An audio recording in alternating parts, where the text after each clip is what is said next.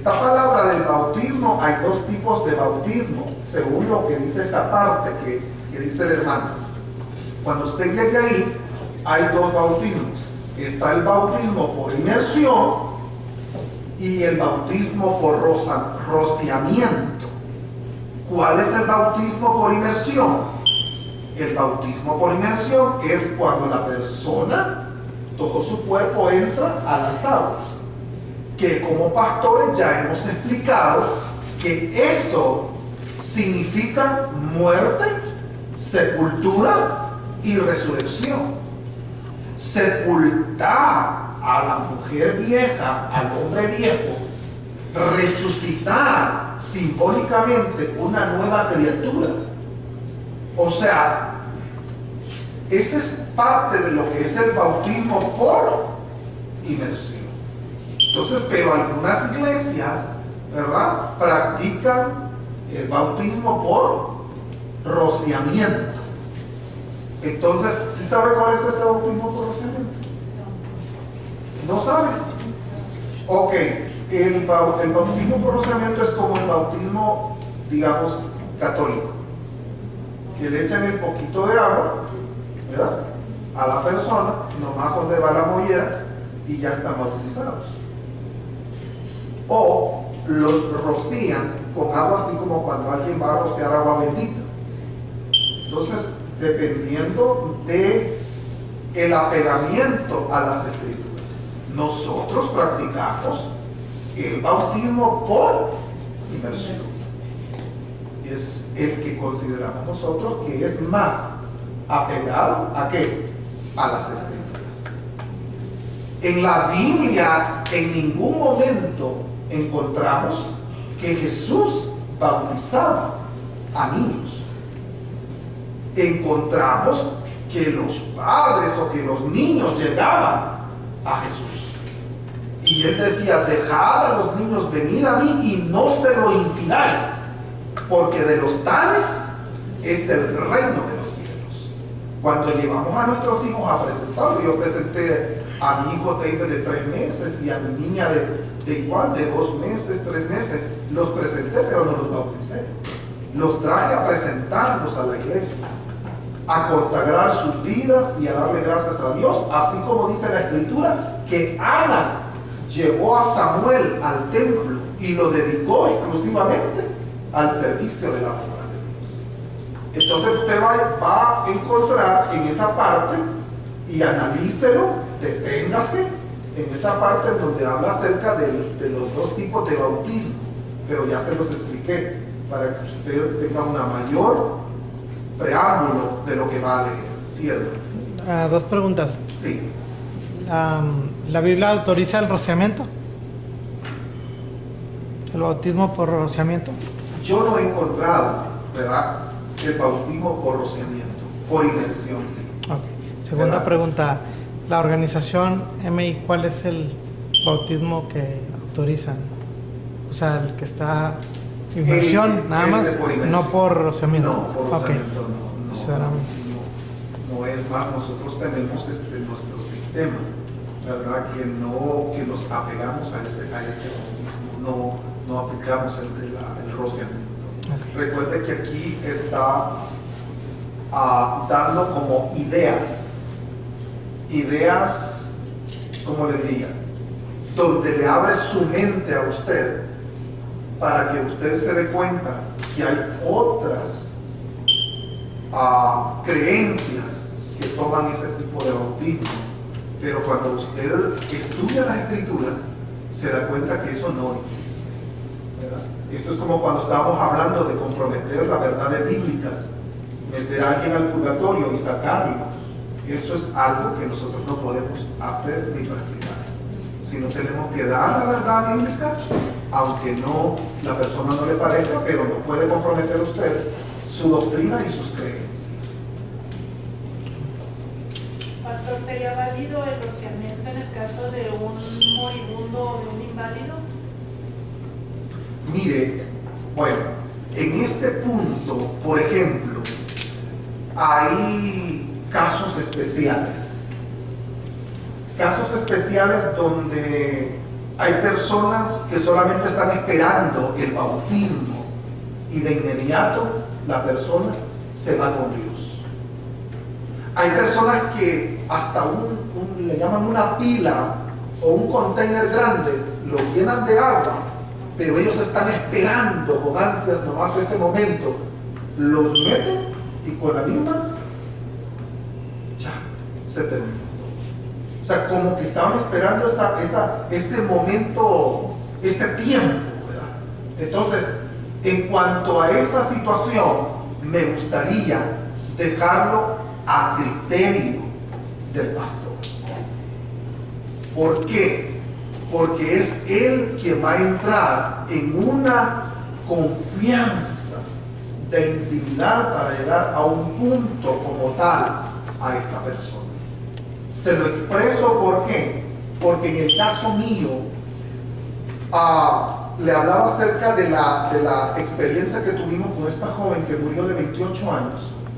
Llegó un momento donde el Espíritu Santo, estábamos en el hospital, donde llegó el Espíritu Santo y me dijo, tienes que hablar con ella y tienes que decirle que si ella tiene cargos de conciencia, si ella tiene problemas de que tiene odio con su familia, que tiene esto, que tiene lo otro, ya entra usted en esa intimidad profunda donde solamente es Dios, la persona y usted, y Dios de testigo. Entonces, cuando usted llega a ese punto con aquella persona que ya está en las últimas, Dios mismo se va encargando de dirigirlo a usted. ¿Qué es lo que tiene que hacer? Nomás solo hice lo que tenía que hacer, lo que el Espíritu Santo me estaba diciendo, y el día siguiente murió.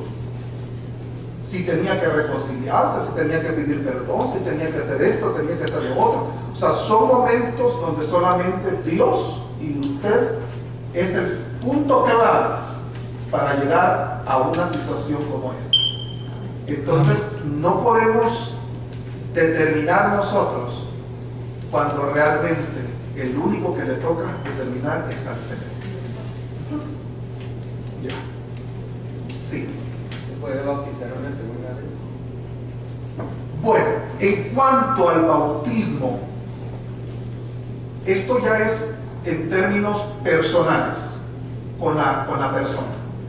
Nuestro bautismo es Padre, Hijo y Espíritu Santo, ¿verdad? Si usted se encuentra con una persona que es, digamos, que solo fue bautizado, digamos, en el nombre de Jesús, pero usted quiere respetar, ¿verdad? Digamos, el bautismo de esa persona, o la misma persona da la pauta, ¿verdad? Porque de algo tiene que usted estar consciente, que el bautismo no salva a nadie.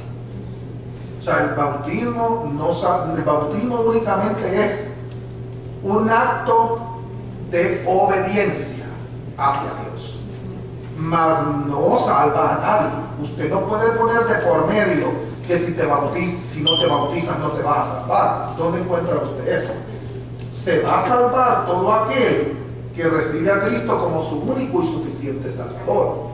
Entonces dice, el que no cree en el Hijo no verá más la vida, sino la ira de Dios sobre él.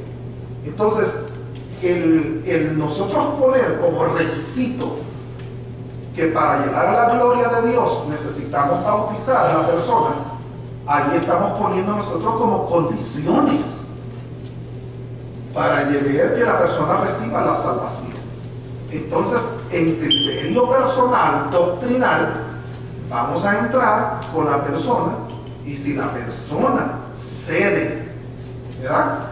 Y quiere, puede hacerlo. Y si no, respetemos, ¿verdad? Y esa persona tiene su relación personal con Dios. Y ahí quedamos. Sí, cuando vamos a hablar con una persona que ya esté consciente y a darle el mensaje de salvación, para ver si esté perdonado por el Señor, para su salvación, es válido que ya la persona no pueda hablar y que nosotros declaremos salvación, declaremos perdón de pecados por ese moribundo, que el Señor lo perdone, que hablemos con el Señor y digamos, Señor, ten misericordia de él, perdónale sus pecados, te lo encomendamos, es que no puede hablar, pero estoy viendo, o sea, es válida la salvación, es válida la oración por ese moribundo que ya no puede hablar. Por experiencia personal, he tenido que orar por personas que solamente han tenido que mover sus párpados, ¿verdad? Y no pueden hablar, pero sí entienden, sí escuchan. Sí escuchan y sí entienden. No pueden hablar, pero tampoco pueden hacer ningún tipo de movimientos, ni con sus bocas, ni con sus manos, ni nada. Están completamente inmóviles. Pero sí pueden mover sus párpados. Recuerdo cuando le dije a esta joven llamada Laura, entró el momento de que entró a la etapa de estar en coma. Me escuchaba y le dije, Laura, ¿me escuchas? Soy el pastor David Mejía. He estado orando por ti. Dios tiene un consuelo para tu alma y acuérdate que si hoy toma la decisión de llevarte, te vas tú con él. Me estaba escuchando. Y le dije, hazme una señal que sí me estás entendiendo. Me movió los párpados. Me dio la pauta que ella se iba con quién, con Dios, porque ya habíamos tenido esa preparación. Entonces, pero ¿qué pasa con aquella persona que se llegó el momento de estar inconsciente, ¿verdad? En el sentido de que no puede hacer, porque la Biblia dice que confesaré con su boca que Jesús es el Señor y creyere en su corazón que Dios lo levantó de los muertos, será como salvo. Porque con el corazón se cree que para justicia, pero con la boca se confiesa, dice, para salvación. Pero no hubo oportunidad ante el mundo de confesarlo como su Salvador, pero lo está haciendo personalmente con Dios. Pero ante el Señor sí valdrá nuestra fe. Ante ante Dios sí vale nuestra fe, porque llegó la oportunidad a tiempo. O sea, llegó usted a tiempo como un ángel de Dios enviado para que esta persona recibiera su salvación. O sea, que salvación. el moribundo no puede hablar, por la oración de nuestra fe puede ser escuchada por el Señor y darle perdón. No, nosotros somos el medio para orar por él, pero la decisión la toma él, porque la oración, recuerda que no se le puede negar a nadie, pero la confesión o la aceptación de la salvación, eso depende de la persona, no de nosotros. Yo puedo ser el medio para hablar con aquella persona y presentárselo, mas no para determinar su salvación. Porque hay personas, nos ha tocado de todo, y en este ministerio, pastores del rebaño, nos toca de todo. He topado con personas que hemos orado, hemos visitado, hemos llegado al hospital, problemas con los riñones, problemas con esto, están moribundos, están muertos.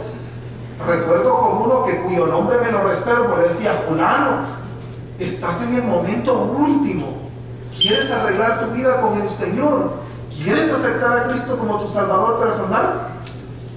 Y me decía con su cabecita, no. O sea, no es decisión mía. Le decía, tengo que orar por ti ahorita mismo, tienes que tomar una decisión. ¿Quieres que ore por ti? Y me decía que no. Yo no puedo hacer más. Mi trabajo como pastor es llegar a ofrecer el plan de salvación allí. Pero la decisión la toma la persona, tristemente. Entonces fue a lo mejor la última oportunidad que Dios le dio. Pero de ahí lo demás es Dios. Pues yo creo que sí, porque el Señor lo mandó a usted a hacer el mensaje y ya no lo recibió. Y no lo recibió. Entonces, como le digo, hay situaciones que como pastores, pues yo soy pastor del rebaño, nos atravesamos con cosas tan dolorosas y difíciles que solamente Dios puede vencer humanos. ¿Usted quería opinar? Sí, hermano, nada más en comentar, o sea, no pueden orar por los pecados para el perdón de pecados de ellos. Ellos Claro. tienen que confesar, ¿verdad? Porque Exactamente. nosotros no somos, entonces seríamos como los sacerdotes. Sí, como los ¿verdad? sacerdotes. Sí. Tenemos nada más No que podemos orar. perdonar, Eso recuerde que el único que, es más, hasta Jesucristo le decía, ¿cómo le decía? Este dice que perdona pecados, pero ¿podía perdonar pecados? Sí. Sí, ¿por qué? Porque Él es Dios. Exacto. ¿Ah? ¿Y qué decían otros? Este está poseído por el espíritu de quién? Del Belzebú. Entonces, los que no reconocían que Él podía perdonar pecados, lo trataban como una persona cualquiera. Pero el que reconocía que Él podía perdonar sus pecados, es más, les decía a la mayor parte de enfermos, tus pecados te son perdonados, levántate y anda. Pero lo primero era el perdón de pecados. El milagro puede surgir después. ¿Sí me explico? Pero Él nunca dijo, yo te perdono tus pecados. Él dijo, tus pecados te han sido perdonados, porque Él discernía que Dios ya lo había perdonado. Sí. Pero Él nunca perdonó pecados. Sí, Dijo, por- yo te perdono. Sí, por eso decía, tus pecados te son como perdonados. Y luego decía, vete. ¿Y qué le decía? Y no peques más. Le dijo a la mujer, a la que fue sorprendida en el acto de adulterio, le dijo, mujer, ¿dónde están todos los que te acusaban? Le dijo, Señor, se han ido. ¿Y qué le dijo él? Ni yo tampoco te condeno. Solamente te digo, vete. Sí. Nos desviamos un poco del norte. Sí. Lo que Fernando creo que preguntaba es porque hay algunas personas que fueron bautizadas y se bautizaron porque alguien escuchó, no se les explicó, no se les enseñó, y ahora que ya crecieron, ellos dicen, pues eso yo no lo sabía, yo no sé por qué me bauticé, nada más me bauticé porque me dijeron que tenía que bautizarme. Sí. Y no me dieron, o al otro los bautizaron porque era requisito que tenías que estar bautizado para poder participar de la altar, eso era un requisito en esa iglesia. Y me he encontrado con muchas personas así, me dicen, pastor, pues yo quisiera volverme a bautizar, mi arte, mi corazón, volverme a bautizar, porque cuando yo me bauticé ni sé por qué lo hice porque me dijeron, porque me impusieron. Yo creo que, no sé, en ese caso. Sí, por eso le decía, hay criterios personales que nosotros como pastores tenemos que dejarlo a la persona, ¿verdad? Que sea la persona la que decida. Yo me recuerdo un tiempo, hace muchos años atrás, que se levantó una religión, no sé si usted se dio cuenta, que llegaban a su casa y le decían que si usted tenía un pariente, un familiar que se había muerto y que no se había bautizado, usted se podía bautizar por él, pero no necesitaba ir a las aguas usted, sino que podía meter un gato o un perro a una tina y que ahí estaba el espíritu del pariente suyo. O sea, cosas descabelladas, cosas bien difíciles. Y llegaban a su casa y como la gente no tiene conocimiento de la palabra de Dios, entonces decía, sí, fíjense que mi tía apenas acaba de partir y no le quedó chance a la pobre usted. Pues el espíritu de ella está metida en el gato, bauticémosla entonces. Le digo, cosas bien desastrosas. Entonces, hermanos, no me van a dejar avanzar. Sí, Dios. Quiero avanzar. Capítulo 17. Principios cardinales y requisitos. El pastor de éxito debe por necesidad ser un ejecutivo capaz. Hubo un tiempo en que se decía que los hombres que podían predicar eran incapaces de administrar. Se suponía ser moralistas, teóricos y místicos, etéreos. Si tal hubiera sido el caso, de cierto no lo es hoy. En toda iglesia debe de haber dirección. Es probable que haya unas cuantas iglesias que tengan un buen número de líderes laicos en las que el pastor no necesite sentir toda la carga de la dirección de la iglesia, pero son muy pocas estas iglesias. En cualquier denominación la responsabilidad del pastor varía con el tamaño de la iglesia. Sin embargo, el modelo no varía, el pastor es el líder. O sea, nosotros podemos tener muchos líderes, muchas personas como ayudantes, personas que nos quieran ayudar, mas sin embargo la dirección del pacto la lleva él, el pastor. La última palabra la tiene que tomar el pastor. Entonces podemos tener personas ayudantes, como por ejemplo en el caso en el caso jerárquico, por ejemplo, de llevar a cabo, entramos de nuevo a lo mismo de los bautismos, por esta cuestión. Si un pastor decide, por ejemplo, llamar al presbítero de su distrito y pedir ayuda, ¿verdad?, para llevar a cabo unos bautismos, entre los dos se puede hacer. Si el pastor toma la iniciativa de uno de los líderes de confianza de su iglesia, puede ayudar a formar parte de que estas personas puedan entrar a las aguas para hacerle más práctico el trabajo al pastor, pero tienen que ser personas de confianza que le ayuden para hacer este trabajo tan delicado al pastor. Por eso dice principios, habla acerca de los principios cardinales y los requisitos del pastor de éxito. Debe por necesidad ser un ejecutivo capaz. ¿Capaz de qué? Capaz de delegar responsabilidades, capaz de pedir ayuda, capaz de, como ya preparó a X persona, capaz de decirle, puedes tú ayudarme, pero la última decisión la toma él, pastor.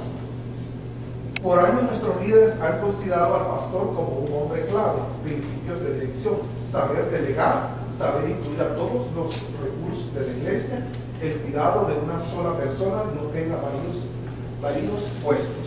Aquí nosotros podemos ver acerca de los principios de dirección.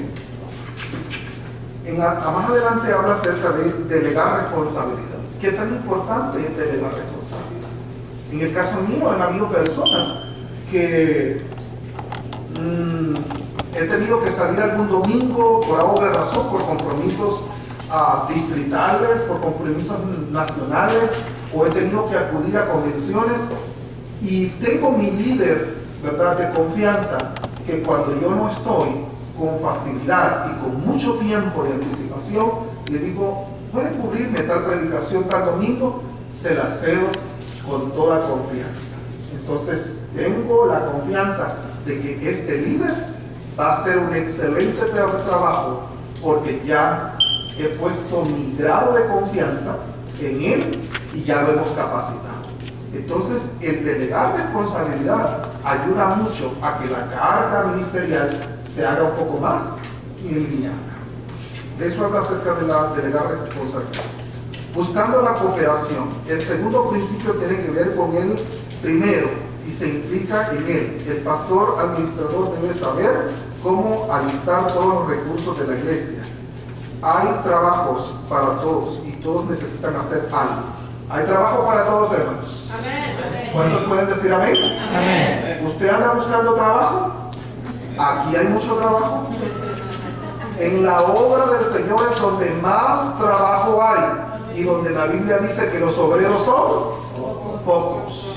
A la verdad, la mies es mucha, pero los obreros son pocos. Rogad pues al Señor de la mies que envíe, ¿qué?, obreros a su mies. Entonces, el Señor anda buscando la cooperación de todos aquellos que quieran formar parte de este trabajo. La organización es un programa de la iglesia, es necesaria, es una escuela dominical bien arreglada,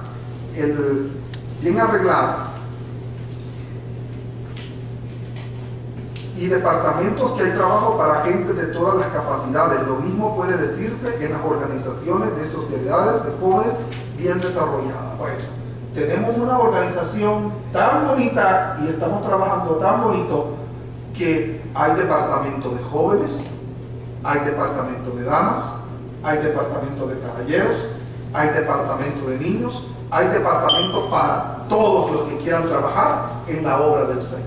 Hasta misiones tiene también su departamento, donde podemos, ¿verdad?, ubicar a las personas de acuerdo a la dirección que Dios da para que todos formemos parte de este trabajo maravilloso, requisito en el reino de los cielos. Página 189. Demostrar magnanimidad. Otro principio al que pastores y administradores deben adquirirse es tratar a toda la gente candorosa y amablemente, sin importar las diferencias que puedan existir entre ellos. El engaño y la sinceridad nunca se justifican. Vale más tratar las cosas con tan limpia y abiertamente como se pueda. El tratar de posponer una cosa quizás de resultado temporal, pero después habrá que enfrentarse a los hechos crudos. El pastor nunca debe permitir que de sus labios salgan palabras ásperas en contra de nadie. Nosotros como ministros, como pastores, nunca deben salir palabras de maldiciones para nadie. Aunque así lo apaleen, aunque así lo garroteen, aunque así le desplumen completamente, todo de su boca nunca tiene que salir una palabra de maldición hacia aquella persona. Se vaya como se vaya, esté como esté, tenemos que mantenernos y tener dominio propio. Ese es uno de nuestros principios. Amén. Que no lancemos la maldición con nadie, sino dejar que Dios se encargue de toda situación. Amén. Entonces, esto va a ayudar a que la persona se dé cuenta que el pastor fue una persona sincera y que a pesar de todos los, ¿cómo le diría?, desprecios, especulaciones y cosas despectivas que hablaron acerca de él nomás se dio cuenta que lo único que tenía que hacer era guardar silencio y dejar que Dios peleara por él, y que Dios se encargara y fuera el juez para que tomara acciones con Dios. Amén. Entonces Dios es el que se encarga, el que pelea por nosotros. Recalcando lo fundamental, 192. El pastor administrador nunca permite que los objetivos fundamentales de la Iglesia de Jesucristo queden relegados en segundo término. Procurará que la prosperidad se conserve en buena condición y buena apariencia. Esto está hablando acerca del edificio de la iglesia. El pastor tiene que estar pendiente acerca del edificio de la iglesia, que esté pintado, que la grama esté cortada, que si hay una gotera por aquí podamos decirle al hermano que tiene la habilidad: hermano, ¿nos puede ayudar en esto? Si vemos que una silla está quebrada y alguien sabe de estructuras metálicas, hermano, ¿me pudiera ayudar con esto? Todos los detalles que hay en el edificio de la iglesia que necesitan una mínima reparación, somos nosotros los responsables de buscar personas que nos ayuden a hacer este tipo de trabajo. No que nosotros lo vayamos a hacer, no que no lo podamos hacer, pero tenemos una gama de gente que puede ayudarnos a mejorar las instalaciones de la iglesia. Amén. Requisitos personales. ¿Qué hemos de decir de los requisitos personales del pastor administrador? Siempre ha sido la personalidad, el carácter y el hombre mismo los factores más importantes. En el liderato se ha dicho que toda institución no es más que la sombra del hombre. Debemos tener hombres de calibre como nuestros líderes. Si es que hemos de formar grandes iglesias, debemos ser tan inteligentes como débiles. Debemos ser sanos en juicio, así como sinceros en su propósito. Debemos saber cómo ganarse el favor de los hombres y la ayuda de Dios.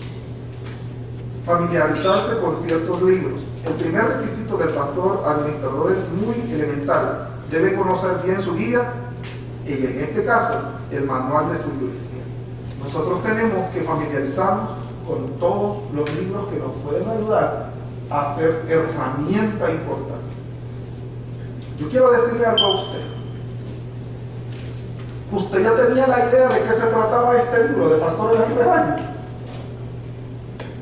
Usted ya sabía que porque todo este libro, lo que está hablando aquí, de las 262 páginas, estas 262 páginas habla acerca de la responsabilidad del pastor. No va a hablar de otra cosa más. Por eso dice pastores de qué? Del rebaño. Hasta disculpe lo que le voy a decir, hasta de un chicle que esté aquí pegado en el piso, tenemos que estar pendientes de eso, de todo lo que se mueve, de todo lo que está aquí en base al entorno, porque somos los administradores. de esto que Dios ha confiado. Y tenemos que estar al pendiente de todo. Entonces, pastores del rebaño conlleva el encierre completamente de todo hasta el más mínimo detalle. Si usted analizó esta clase, es como que le hayan dado un giro completo diferente a la clase que recibieron el mes pasado. Esto es diferente. Esto es una área práctica. Esto lo lleva a la práctica a usted. Si ya usted no valora el ministerio pastoral después de haberse dado cuenta todo esto que conlleva una gran responsabilidad, ¿qué podemos hacer? ¿Qué tenemos que hacer? Es muchísimo. Familiarizarse con ciertos libros. El conocimiento de las reglas parlamentarias es también la ayuda grandísima para el pastor, y por ello se libera de muchas situaciones tensas y de ser mal interpretadas o intencionadas, y aún hasta que su iglesia puede ser dividida. Para todos los pastores se ofrecen 3 libros que les sirven como una guía. En primer lugar, lo primero que se le recomienda a un pastor es la Biblia. Usted no puede ser buen estudiante si usted no tiene su Biblia. Es más, quiero llegar a una prueba ahorita mismo. ¿Trajo su Biblia? Si solamente vino con pastores del rebaño, dejó lo más importante, que es la Biblia. Aquí en toda esta gama estos son conceptos que se están dando para que nosotros podamos comprender que pastores del rebaño nos ayudan a ver las cosas mejor, de la mejor manera. Dice un texto maravilloso: como el ciervo brama por las aves, así clama por ti, oh Dios, el alma mía. Mi alma tiene sed. ¿Tiene sed de quién? Del Dios mío. ¿Cuándo vendré y me presentaré delante de ti? Y fueron mis lágrimas un par de días, y el otro dijeron: ¿dónde está tu Dios? Entonces, pastores del rebaño habla acerca de aquel texto maravilloso que dice el Salmo 23:1. ¿Qué es lo que dice? ¿Qué dice el Salmo 23:1? Jehová es mi pastor. Jehová es mi pastor y nada me faltará. En lugares de delicados pastos me hará descansar, y junto a aguas de reposo me pastoreará. Confortará mi alma, me guiará por sendas de justicia por amor a su nombre. Aunque ande en valle de sombra de muerte, no temeré mal alguno, porque tú estarás. Tu vara y tu callado me infundirán aliento. Aderezas mesa delante de mí en presencia de mis angustiadores. Unge mi cabeza con aceite, mi copa está rebosando. Ciertamente el bien y la misericordia me seguirán todos los días de mi vida, pero en la casa ¿de qué? De Jehová. ¿Qué dice? Moraré por largos. ¿Por qué? Porque Él es mi pastor. Y allí voy a vivir. Y allí voy a estar. Pase lo que pase y venga lo que venga. 194, cooperación en el programa general y de distrito. Esto habla acerca de un programa distrital cuando se va a desarrollar, cuando hay más iglesias anexadas y estamos haciendo un programa para hacer un servicio.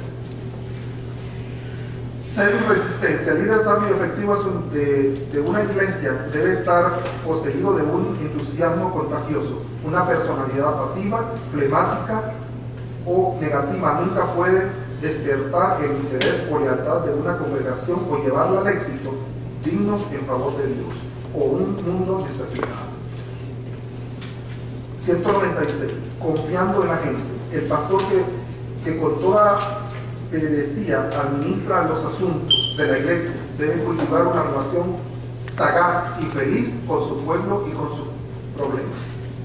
En relación con los problemas del pastor debe ser positivo y optimista. Una actitud pesimista esparcirá tristeza y desaliento donde quiera. Siempre tiene que haber una actitud positiva del pastor.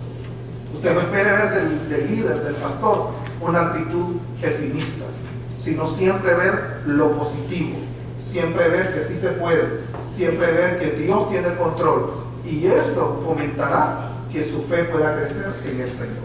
Capítulo 18. El pastor y sus colaboradores bajo salario. En algunas iglesias grandes, especialmente en los Estados Unidos, el pastor se confronta con la necesidad de contratar y sostener un buen grupo de obreros pagados con el acogimiento de este personal. Bueno, aquí está hablando acerca de colaboradores. Hay colaboradores que hay iglesias que son bastante grandes y extensas.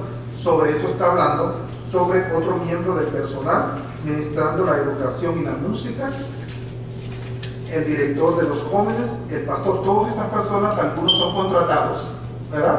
Son contratados para que tengan un salario.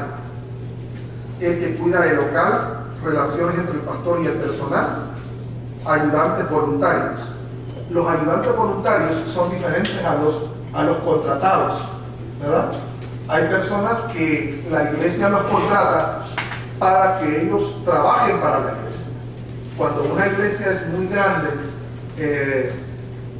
hay personas que contratan exclusivamente para hacer jardinería, otros los contratan para hacer exclusivamente limpieza, otros los contratan para secretaría de la iglesia, y así sucesivamente. Hay diferentes tipos de áreas donde, como son demasiado grandes las iglesias, no pueden hacer un sketch o una programación para poder atender las necesidades de la iglesia, pero sí, como tienen la facilidad económica, pueden ellos contratar un personal para poder que hagan este trabajo. Entonces son personas que trabajan exclusivamente para la iglesia. Pero iglesias pequeñas como nosotros, todo nuestro trabajo, ¿verdad?, son ayudas voluntarias. Nosotros somos trabajadores para la obra del Señor, voluntarios. No estamos nosotros por contratos, ¿verdad? ¿Por qué? Porque nadie nos está pagando. El que nos va a premiar en aquel día es el Señor. Pero ese premio lo vamos a tener hasta que lleguemos allá, todo lo que hagamos. Mientras tanto, seguimos siendo ayudantes voluntarios. Dentro de los ayudantes voluntarios encontramos la selección, tareas asignadas, la vigilancia. Haciendo cambios, los sugieres. ¿Qué trabajo tan importante hacen los sugieres dentro de la iglesia? Acomodando personas, comités permanentes, la junta oficial de la iglesia. ¿Quiénes comprenden la junta oficial de la iglesia? La junta oficial de la iglesia pudiera ser un copastor, pudiera ser una secretaria, pudiera ser un tesorero, tesorera y un vocal dentro de la iglesia. Según el pastor, ¿verdad?, lo amerite y su reglamento se lo apruebe, puede tener una junta local para que le ayude. Pero todos ellos son personas voluntarias. Amén. No tienen un salario. También habla acerca del tamaño. El tamaño de una junta no es asunto de importancia primordial. Es una iglesia pequeña, el asunto se arregla automáticamente por falta de material. Es una iglesia de tipo mediano. Es mejor conservar la membresía de la junta dentro de 11 o 15 miembros. Aquí se considera de acuerdo a la magnitud y grandeza de la iglesia, se consideran los ayudantes que van a formar parte de la junta. Reuniones regulares. Todas las reuniones, ¿verdad?, son reuniones de trabajo, pero voluntarias. Siempre tenemos que tener eso en mente. Manera de proceder en las reuniones. Los negocios, tenemos que tener armonía, duración de las reuniones. Bueno, aquí tenemos una reunión. Y esta reunión que nosotros tenemos, ¿cuánto va a durar? 6 horas. Y ya estamos cansados. Y usted ya casi se está durmiendo, ¿verdad? Y yo estoy también igual que usted. ¿Por qué? Todos estamos en esta tarea, en esta jornada que nos hemos propuesto hacer para el Señor. Duración de las reuniones, las organizaciones, los oficiales, la congregación post final. El éxito del pastor está bien, estoy en la 212. El éxito del pastor está bien asegurado si puede trabajar armoniosamente con su familia oficial. Habla acerca, ¿verdad?, del trabajar en grupo, en conjunto con los pastores. Capítulo 19. Cuidando la lista de membresía. Cuidando la lista de membresía es, si son 40 personas, cuidando los 40 personas. 40 menos 2, 38. estar vigilantes constantemente en la membresía. ¿Cuántos son activos? ¿Cuántos son pasivos dentro de la iglesia? No todos son activos, no todos son pasivos. Entonces, todo eso vamos a estar pendientes acerca de lo que es la vigilancia acerca de la membresía de la iglesia. La persona conservada, se conserva la lista. Hay personas que ya dejaron de asistir a la iglesia por 3 meses, por ejemplo, y lo tenemos todavía como miembro de la iglesia, pero él ya no está, ya tiene hace como 3 meses. Es más, ya se fue para otro estado y todavía está en la lista. ¿Qué tenemos que hacer? Ser vigilantes, ser constantes, y aquellas personas que ya no forman parte de la lista por X razón, ¿verdad? Entonces, saber con cuántas personas nosotros contamos, de cuántas personas es la membresía de nuestra iglesia. Conservando la lista, archivos de guardarse en una forma permanente y apropiada. Por ejemplo, hay archivos dentro de la iglesia que tienen que guardarse. Uno de ellos son todos aquellos sobres que están aquellas personas dando de su diezmo, por ejemplo, de misiones, ejemplo. Entonces son archivos que nosotros tenemos, ¿verdad?, que los estamos conservando, y eso ayudará a mantener un archivo dentro de la iglesia. Entonces, esto habla acerca de todo lo que es la organización de una congregación. Capítulo 20, anunciando la iglesia. ¿Cómo vamos a anunciar la iglesia? Pues, gracias a Dios, aquí tenemos personas dentro de nuestras iglesias que nos ayudan muy bien a anunciar la iglesia. Queremos darnos a conocer, queremos ser más conocidos, presentar el plan de salvación. Hoy tenemos una herramienta muy poderosa. ¿Cuál es esa herramienta poderosa? La tecnología. O sea, tenemos la herramienta para poder darnos a conocer. Hay páginas que a lo mejor le cobran una cierta cantidad para poder darse a conocer, pero aunque le toque pagar, pero de esa manera usted está anunciando el evangelio del Señor. ¿Cómo la persona, qué método puede utilizar, cómo llegar a esa iglesia? Hoy está por medio de Google, ¿verdad? Con facilidad, la persona busca Iglesia de Dios Pentecostal MI, ¿verdad? O Iglesia de Dios Pentecostal MI Restaurando Corazones, en Isleta, ¿dónde está? ¡Pum! Lo mete al Google y le dice, vete por esta parte, vete aquí, vete allá, y ya llegó. Le puso fácil la llegada a la persona. ¿Cómo lo hizo? A través de un anuncio. ¿Cómo anunciar la iglesia? El tiempo es importante. ¿Cuántos creen ustedes que el tiempo es importante? Amén. Una iglesia bien situada es más fácil de anunciarse que la que se encuentra en lote pequeño, a la mitad de la calle, o en un callejón angosto, o rodeada de un medio ambiente que hace que las gentes no vayan con mucho gusto allá, ni tengan tanto deseo de pasar por sus puertas. Bueno, nosotros estamos ubicados de acuerdo a nuestra capacidad, ¿cómo le diría? Nuestra capacidad monetaria dentro de las iglesias. ¿Sí me explico? No vamos a querer estar en el downtown de una ciudad cuando nuestros ingresos económicos son bajos y nos están cobrando una renta de $10,000. No vamos a querer tener un edificio de 5 pisos cuando nosotros podemos estar en un edificio pequeño. Entonces vamos a actuar de acuerdo a nuestras capacidades y entradas. A eso se está refiriendo. El tiempo es importante. Factores para anuncios, rótulos y directorios. En los directorios telefónicos, ahí está, ¿verdad? Si los restaurantes, si las tiendas, los supermercados y todos se anuncian, y el anuncio está gratis, ¿por qué no podemos hacerlo? Para anunciar la iglesia, que también es importante. Nosotros allá en Taos hay un diario que se llama Taos News, y todos los jueves sale el periódico, y tiene la oportunidad de aquellos negocios, aquellas iglesias y todo, de ir a hablar con la encargada y decirle, acabamos de abrir una nueva iglesia, nosotros estamos ubicados en tal parte, este es nuestro número de teléfono, y más, esto es nuestro horario, y le dan la oportunidad que el primer mes en todos los diarios usted puede salir gratis. Pero si usted quiere salir todos los jueves anunciando la iglesia, usted lo puede hacer y paga una cuota confortable, y eso ayudaría para darse a conocer. ¿Sí me explico? Entonces sobre eso se está hablando acerca del anuncio de la iglesia. Factores para anuncios. Habla acerca de la literatura, lista de correo, programa de radio. El tener una radio es muy efectiva para una iglesia.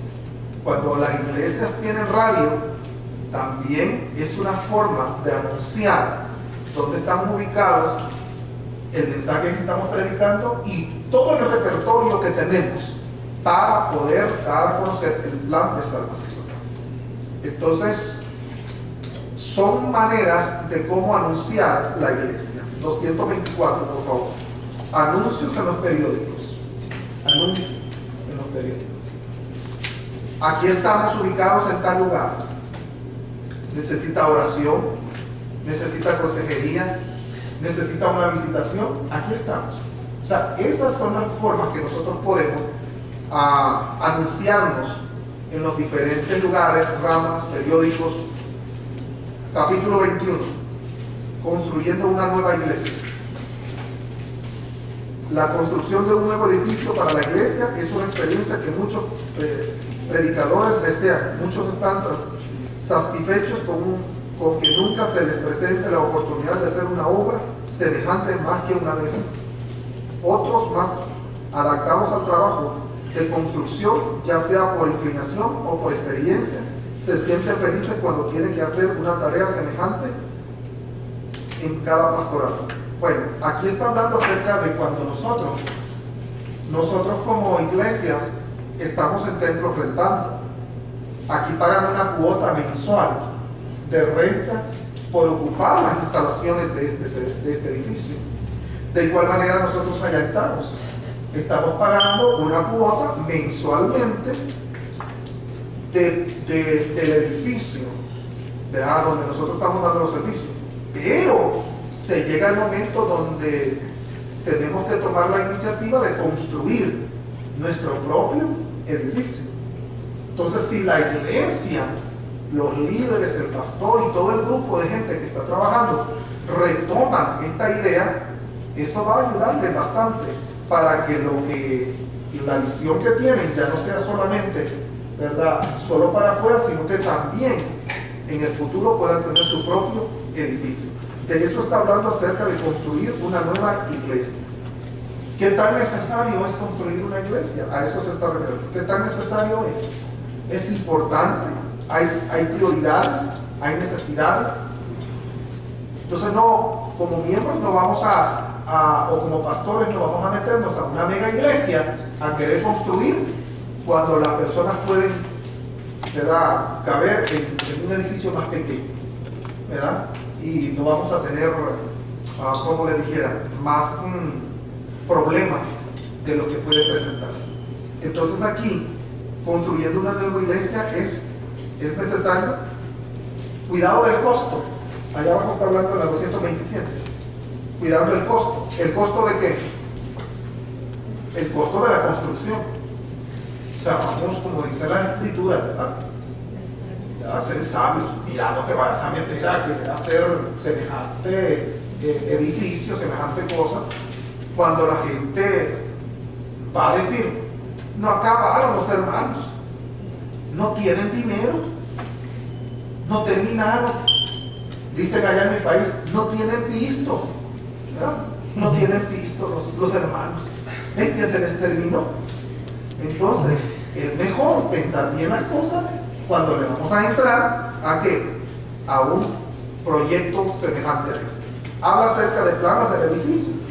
Bueno, si nuestras posibilidades están de contratar a una compañía, hacer, digamos, un arquitecto, esto y lo otro, una persona que nos diseñe, ¿verdad?, la estructura, de todo eso está hablando la página 228.